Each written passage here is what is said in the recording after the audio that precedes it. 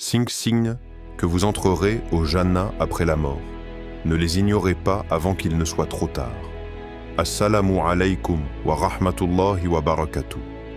Aujourd'hui, nous allons parler de quelque chose de si précieux, quelque chose que chacun d'entre nous désire, le paradis, Al-Jannah. Et toi qui écoutes, et si je te disais qu'il existe des signes ici-bas, des signes que tu es peut-être sur le chemin, vers les jardins éternels de ton Seigneur, n'ignore pas ces signes, avant qu'il ne soit trop tard.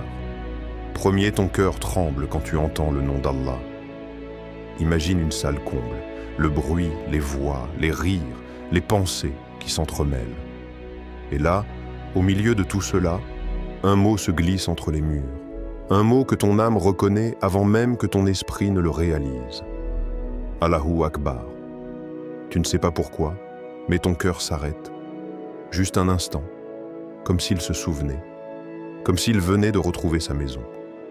Ce n'est pas simplement un mot, c'est une clé, une vibration qui brise les chaînes de l'oubli, un souffle qui réveille les âmes endormies.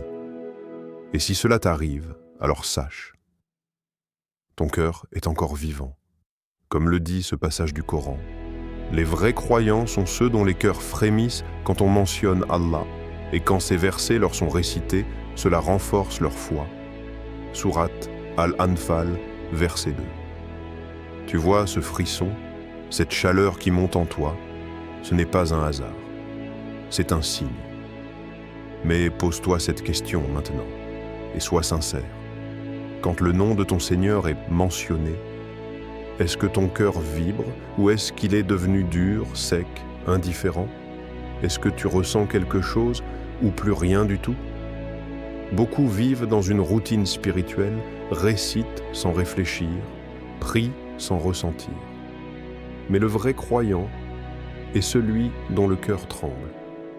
Pas de peur, mais de révérence, de manque, de nostalgie d'Allah. Un jour, un jeune homme, perdu dans les excès et les illusions du monde, entend un verset du Coran jouer sur le téléphone de quelqu'un dans un bus. Il se fige. Une larme coule. Il quitte le bus, marche sans but jusqu'à chez lui, entre, fait ses ablutions et se prosterne. Pour la première fois depuis des années. Il dira plus tard, « C'était comme si mon âme criait depuis longtemps et qu'enfin, j'ai entendu sa voix. » Ce frisson, ce retour, ce n'était pas juste de l'émotion. C'était un appel de Jannah et peut-être que ton cœur, à cet instant même, est en train de répondre. 2. Tu pardonnes. Même quand tu peux te venger, dans ce monde dominé par l'ego, la vengeance est glorifiée, on l'associe à la force, à la victoire, à la justice personnelle. Mais dans les yeux d'Allah, la vraie grandeur appartient à celui qui pardonne. Ce n'est pas de la faiblesse, c'est une lumière rare, celle que seuls les cœurs les plus proches de lui peuvent supporter. Il est facile de se venger quand on a le pouvoir, mais il faut une force invisible pour laisser tomber l'épée, essuyer ses larmes et dire du fond de son âme « Je te pardonne ». Allah nous rappelle dans ce verset « La sanction d'une mauvaise action est une mauvaise action équivalente. Mais celui qui pardonne et réconcilie, sa récompense incombe à Allah. » Sourate Ash-Shura 42-40. Toi qui écoutes, as-tu laissé partir cette rancune? Ou la gardes-tu en toi comme un feu lent qui consume ton cœur en silence? Tu dis peut-être, mais il m'a trahi, elle m'a blessé, ils ont ruiné ma vie. Oui, et tu es humain, mais souviens-toi, chaque blessure pardonnée est une élévation dans l'invisible. Il y a une femme dans un pays ravagé par la guerre. Son mari a été assassiné. Un jour, elle se retrouve face à l'homme qui l'a tuée. Il baisse les yeux, prêt à être jugé. Mais elle s'avance.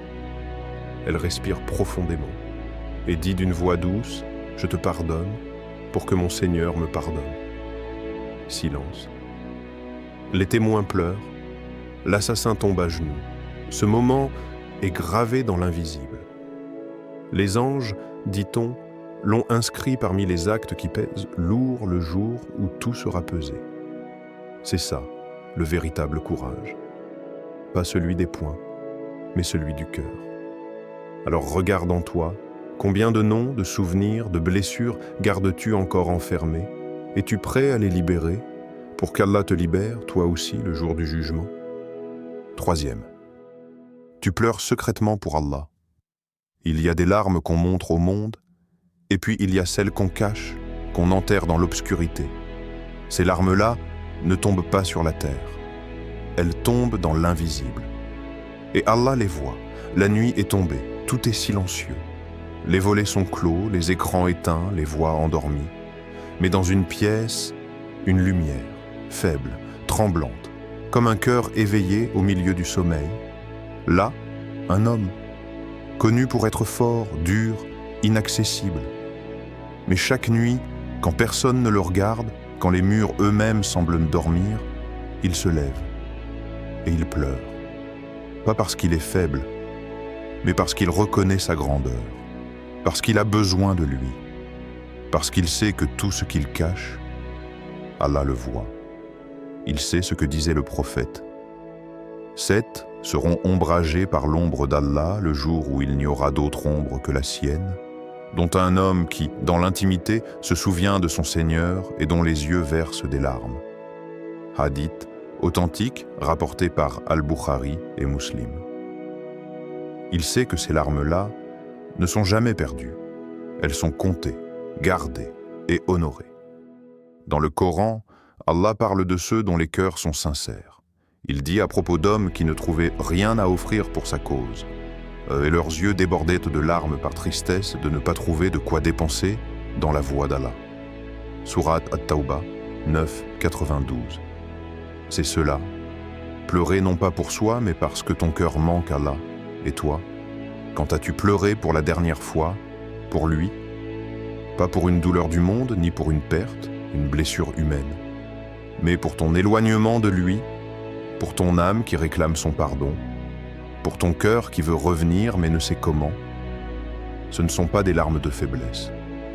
Ce sont des perles invisibles que seuls les cieux reconnaissent.